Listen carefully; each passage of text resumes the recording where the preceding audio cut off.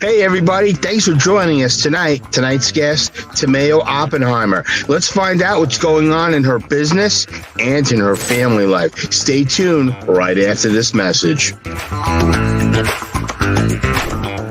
Hey, my name is Tamayo Oppenheimer, and I'm a real estate agent. Last year during the pandemic, the year of 2020, I did over 20 million in sales by myself without a team. Meanwhile, juggling property management, my own renovation, and family, I'm excited to spill some beans on how I do it all and operate. I look forward to seeing you guys at the live show.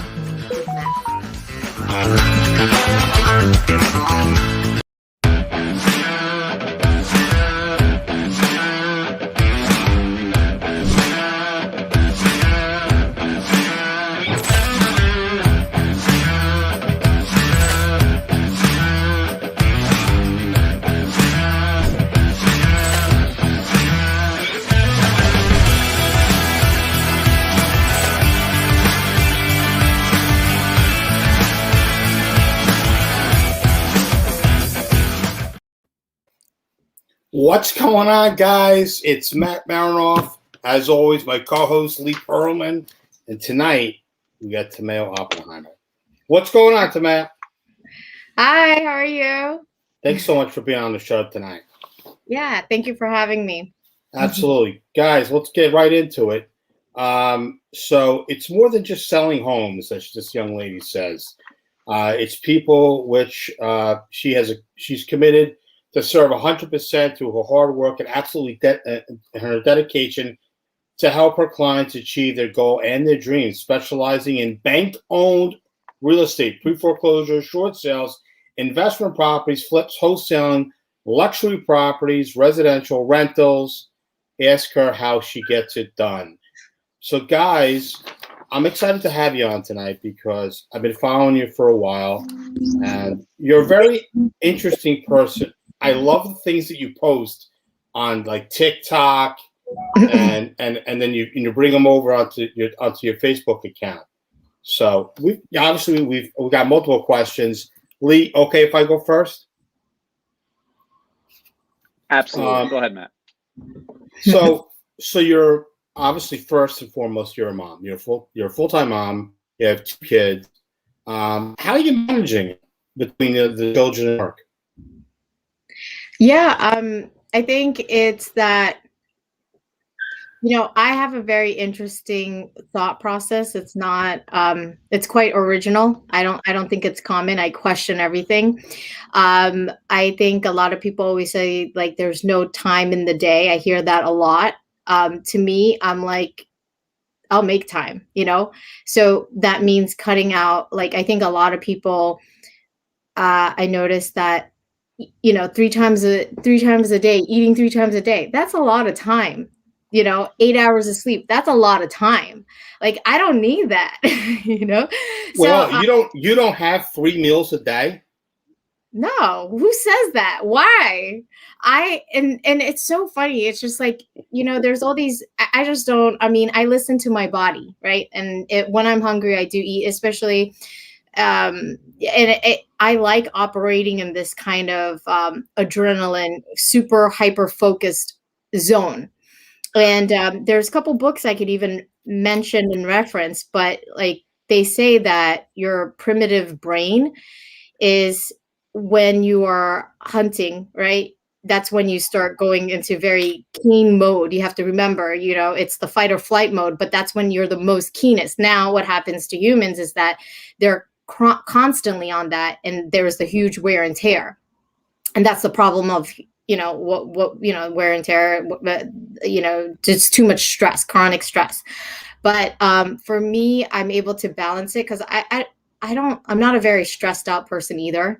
I'm very relaxed. And I think that's also another reason why I could operate super hyper focused, because I'm not like, frantic in this chaotic, space. I'm not operating in a chaotic space, even though there's like 10 deals at once I'm doing. And and then it's pretty fun. Like if I could share a story. Yeah, go ahead. Okay. So we have this new agent. He just got his license, and they were like, if you want to follow someone, you need to shadow Tamayo. And then I'm like, all right, well, if you want to shadow me, I'll meet you at 6 a.m, tomorrow. That's your opportunity. So he makes it. And it starts off because the time frame to get a certificate of occupancy for the sale, they're giving me a window from 7 in the morning to 10 in the morning. Now, my clients are elderly. They're not going to be putting the right smoke detectors and carbon monoxide, right? So I said to them, they said, please help us, blah, blah, blah. So I'll be there at 6 in the morning. I'll put everything in, install it. And so I did that successfully. And thank God the inspector came right at 7 in the morning, right when I finished. And the person who was shadowing me was like so fascinated, experiencing all aspects of real estate. I'm like, yeah, I don't like to keep things mundane. I'm a very, I don't know if it's a horoscope thing, but my horoscope is Gemini. I like to switch it up a lot. So I like having my handy dandy tool and, like doing some handy stuff, and so that's how I started the day. And he learned a lot. And, it's all about relationships, right? How am I going to pass and get the certificate of occupancy right on the spot so I don't delay another 2 weeks for them to come back out, at the end of the day, I dropped him off at 5 p.m. And in the afternoon, it was non-stop. That guy rolled you from 6 a.m. to 5 p.m. Yeah, and I looked at him. I'm like, look, we have a break. I have to submit this highest and best offer for my buyer. Let's stop by a Starbucks. I need to get the internet. I'm going to submit the offer. Here's my card. Get yourself some food, And he didn't get it. We both got coffee. He probably learned more prior to 9 o'clock than he did the last 6 months. Yeah, totally on the job training. So much fun, and at the end of the day, I realized he didn't end up getting any type of food. We only got coffee, and then we were back. The next appointment was an appraisal. Right. And then, he saw how I operated with home inspectors and city inspectors, building inspectors, appraisers, and after I dropped him off, he was like, wow, thank you so much. I learned so much. And then I said to him, I realized we didn't even eat, but I was like operating on a hyper adrenaline rush because I had to get everything done, So I got to ask this question. Lee, I don't even know if this crossed your mind or not. What do you got in your trunk? You got your Timberline boots, and you got high heels in the trunk. Yes, and a toilet paper. And a roll of toilet paper. Yeah.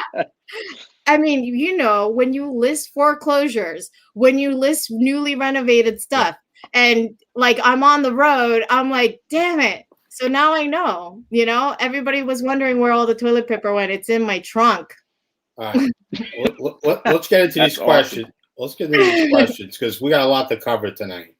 So I got to ask this question. And you mentioned this to me, and I laugh when I think about this. People call you a house dealer? Yeah, so I do a lot of work in. I have a pretty good clientele from Brooklyn. People coming from Brooklyn, and just purchasing properties. The rumor is Newark is the next Brooklyn. So that clientele base, they call me their house dealer. Hey, whatever gets it done. Now, I don't know how accurate this number is. It's true. You're a one-woman show, right?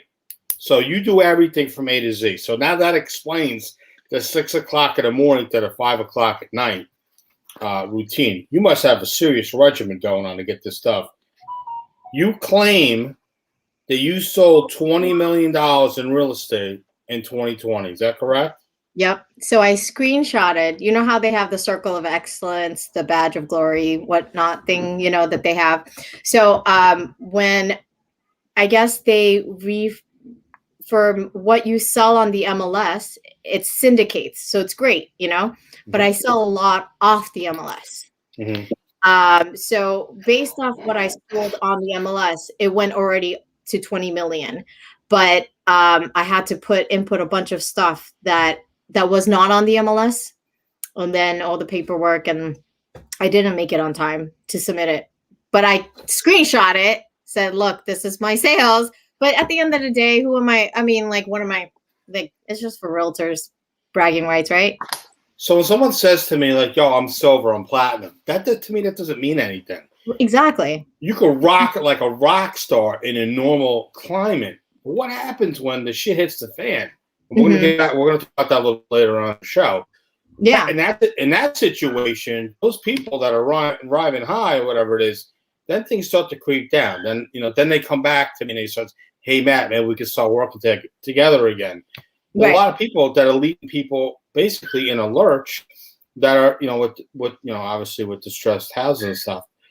But part two of my question I have to ask is, you're getting amazing results right now without a team. Mm-hmm. You don't have any benefits of having a staff. Any idea or any thoughts about the possibility of expansion in 2021 and 2022? Yeah, it's about finding the like-minded, like-hearted people, and that's hard. I've been focused on my clients, and it's not. I think it's hard to find people that I've had two people approach me, and they said, "Look, I want to learn everything from you. Just teach me. I'll be your assistant." And it didn't last long at the end of the day because the motivation was different. I think motivation will be a expression of how long you can go and not burn out, and also how your result is a reflection of your motivation also, and how long you can go, right? Because if your motivation is chasing the money, that's going to be a very quick burnout. And it was for those who's approached me. It was just about and it showed, and it's like you can't really be in it for the money, and then it shows and reflects in all different kind of ways in terms of relationship with the clients, right? So that's my number one thing, and what I really treasure is the relationship I have with people and the clientele with my clients.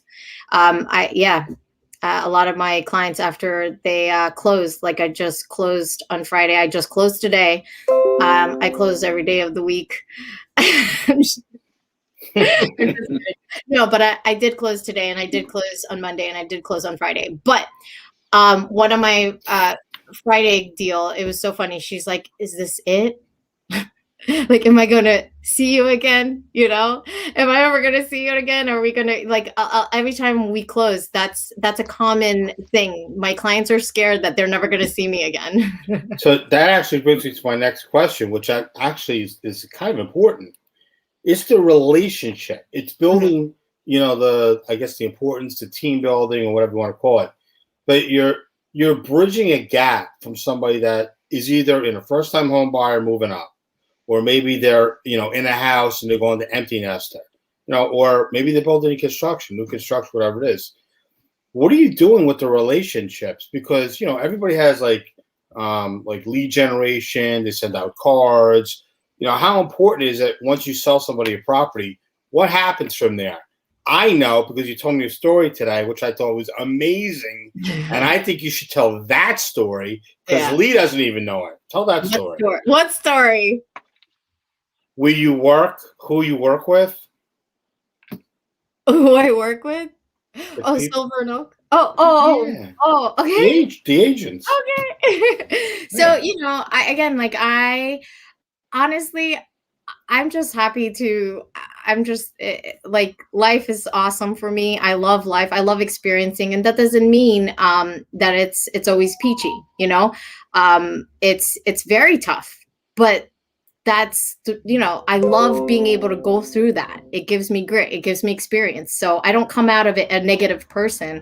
So I just embrace, and I just have a natural born curiosity for all paths, all humans, and so that's kind of what I see. And so I guess you were so basically the story I told was that a lot of the agents that also that joined my Silver and Oak brokerage, not my brokerage, but the brokerage that I'm in, started off as clients.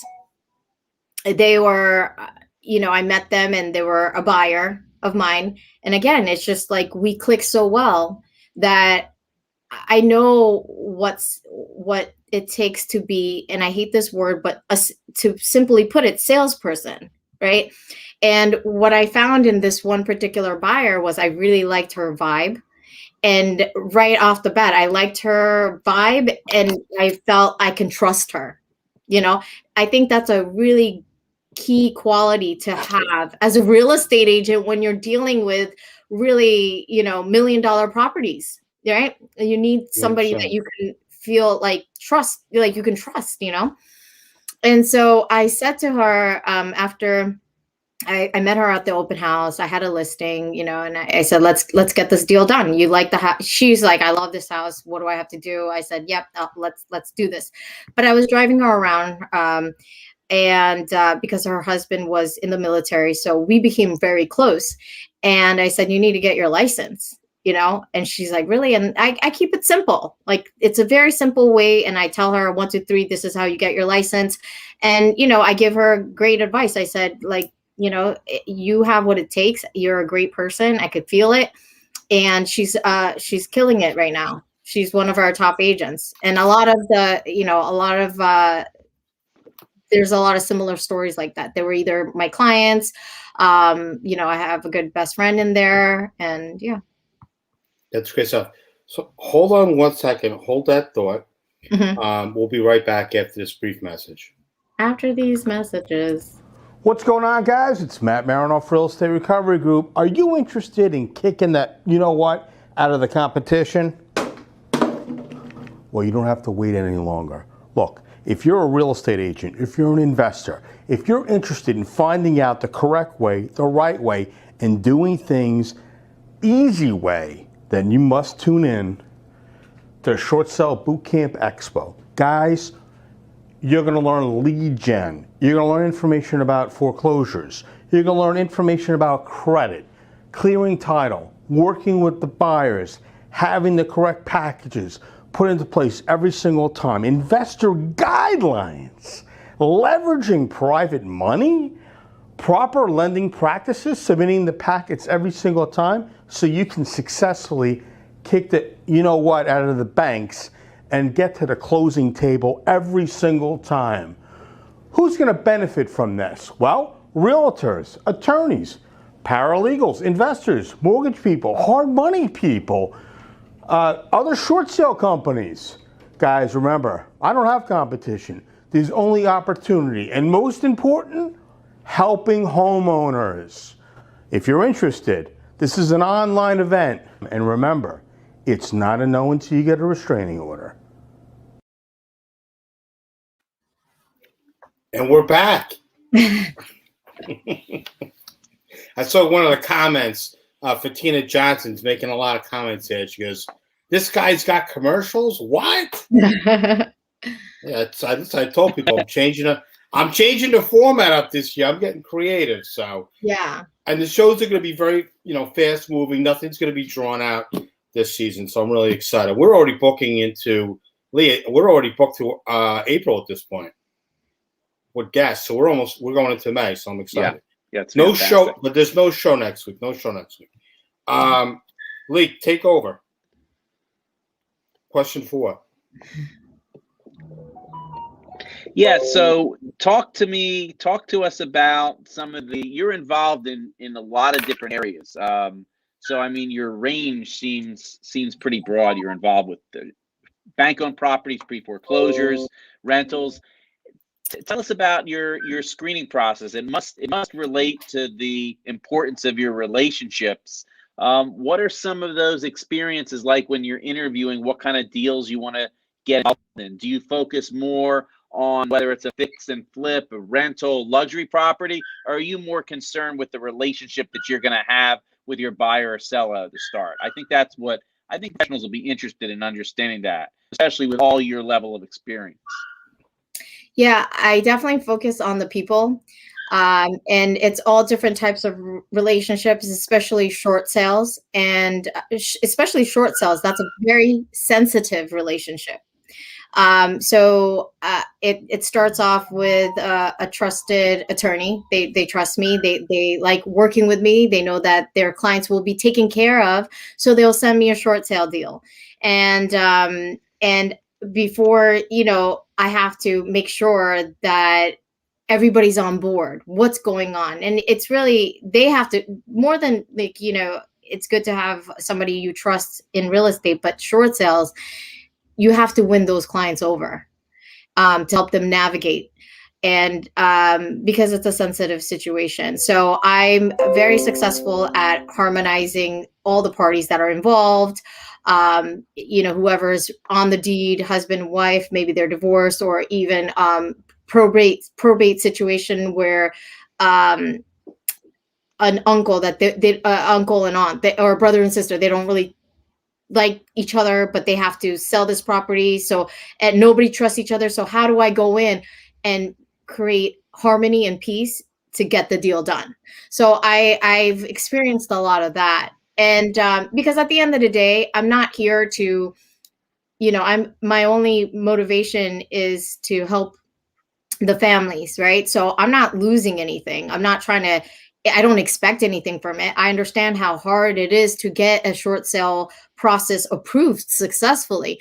So I'm not like, oh my God, I'm not trying to, I don't go in with expectations, but I go in to see if I can help. And if I can help, it's a great success. And a lot of times with these short sales or foreclosures or whatnot, I'm successfully able to get them at a great price, but then they get to walk away.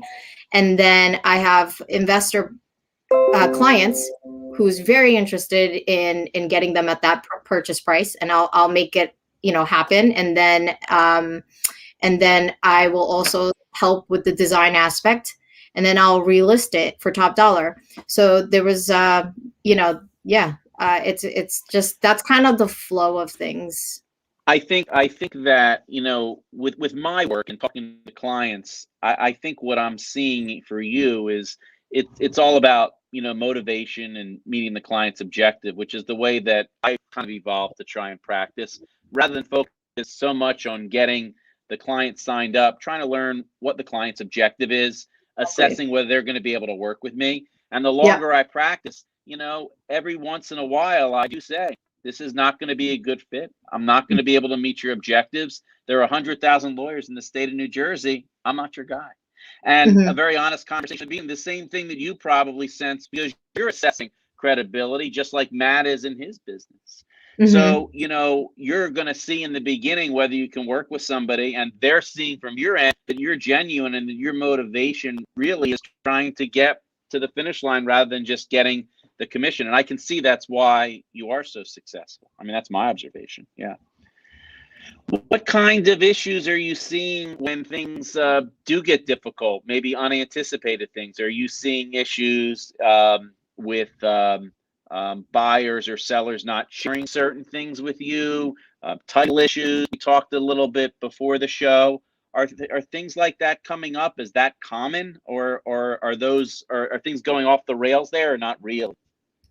It's not, luckily, unfortunately, it's not that common. But the good thing is, but it's also about being intuitive and going with your gut, right? So there was somebody that I did want to help. Again, same kind of flow with the attorney that trusts me, and I help them all out. And so he had this short sale lead. I met with him. He's and I told them that I'm here to help and stuff like that. But you can tell, I could feel in my gut that I'm completely wasting my time. I can feel it. People feel it. If you're not chasing and your money, and you're not blinded by trying to chase money, and you're just kind of present, you can feel things. You could sense things. And I listened to him, and I was just there for him as a support. But I already knew something was really off, and it was going to be a waste of time. So at the end of the day, right now, I think the relationship is still there. He does trust me, but with the whole thing with he's living in his house still, and I was like, I can help you. He wanted his friend to purchase the property. He was going to give him cash, but he's also all over the place, and it was just nuts. It was nuts, and I said, you know what? Yeah, I mean, again, he calls me sometimes, so the relationship is good, but I already know that that's not a good fit. You're looking for cues in human behavior. I can see you seem like a pretty intuitive person. That's something that I have to do all the time too. So we have some similarities there. I think it's challenging now with COVID. At least my consultations now they're virtual, they're Zoom, they're like this, they're telephonic. I did like the old days where someone could sit in the conference room. I could order them and give them a cup of coffee. What's going on, guys? It's Matt Marinoff, Real Estate. Yeah, you can see where people are sitting. Yep. So, yeah, it's changed. It's changed a little bit. And it's harder. It makes it more challenging. Yeah, definitely. I mean, so he was supposed to get foreclosed, and I was trying to help him. But at the end of the day, I think COVID helped him, right? Because the courts are closed, and so he's still there. But the whole thing was that I'm like, look, I can sell it to your friend, but it was just all crazy, it's just crazy. You meet so many crazy people, and I try to guide it in the best way possible. But yeah, that was an experience, but I don't have a lot of that. Thank goodness, because again, I see it, I feel it in my gut already from the beginning. You're getting it set up in the beginning, so you're not experiencing the problem in the deal, and that's important. And I guess that leads me into my next question. What kind of questions are you asking the seller before you sign a listing agreement to know who you're working with? What kinds of, I mean, we get that you have intuition and cues. A lot of us don't have that. So talk to us about some of the things that you're asking, because you said you're a very curious person. I think that should be part of people's process when they're trying to decide if this works for them, right? Yeah, I think it's about decision. Who's the decision maker? Looking at the tax assessor, making sure that the name is not just multiple names, but it is the seller's name, and identifying who's the decision maker and taking it from there. I got a question. Do you ever have people that try to sell a house that they're not legally on the tax record to you? Yeah, and that's a huge red flag. What do you do in a situation like that? Yeah. I think crazy. I've had I just ask a lot of questions, and I mean, if it's just too much of a red flag, they kind of step away, right, themselves, because and it's not worth my while to investigate and yeah, because it just sounds too crazy. Yeah, I've had that. Yes, I mean, like, unless somebody's producing an actual recorded deed or something that shows, hey, I'm on title. I don't know why it doesn't show on the tax records, but I mean, I've come across situations like that, and it makes me laugh. Where I'm like, okay, well, I need to see your ID. No, I'm not going to show it to you. Like, all right, we're not going to help you. I'm not helping you commit fraud. I don't see it anymore, but when I first started in the beginning, like 2007, 2008, and the height of the crash, there was a lot of crazy crap that was going on back then. So I can only imagine, you're dealing with all types of different, real estate, whether it's banco, pre-foreclosure, trying to operate in the short sale realm, and dealing with luxury properties. You're literally all over the place. Is there anything that you don't work on? Like, would you ever do like lease to own on like porta potties? Lease to own porta potties? Like, I'm like that. Would you lease porta potties? I'm like, don't answer that question. That's allegedly. I just think, like, my whole thing was, if I was going to get into real estate, I want to know all aspects of real estate. you know? Yeah. So I can guide them the best option. And that was my product. So, I want to know everything. So that's the kind of situation. I mean, I've had the opportunity to sell slips, right? Like the boat docks and stuff like that. And I was like, oh, that's interesting. But I was like, it does seem like I'm all over the place, but I am focused in real estate because, like, okay, so that's interesting. I would like to, sell, docks and slips and get on that, aspect, land and water, let's do it, but again, I try to, I'm good at, just saying no to things that I know that I won't be able to grasp at this time. Yeah. So no porta potties or docks, but I think it's interesting. Yeah. I think it's interesting for sure. Hold on one sec. We'll be right back after this commercial. Hi there, I'm Lee Perlman. I'm a consumer bankruptcy attorney. I've been helping people get a financial fresh start since 1994. You can reach me at newjerseybankruptcy.com or 856-751-4224. Lee, not for nothing, but that guy looked awfully like you. Gotta love that, Matt. Thank you. Yeah. So we're going to change all that next week, so you don't see you and me on the sides. We're both like, gadly.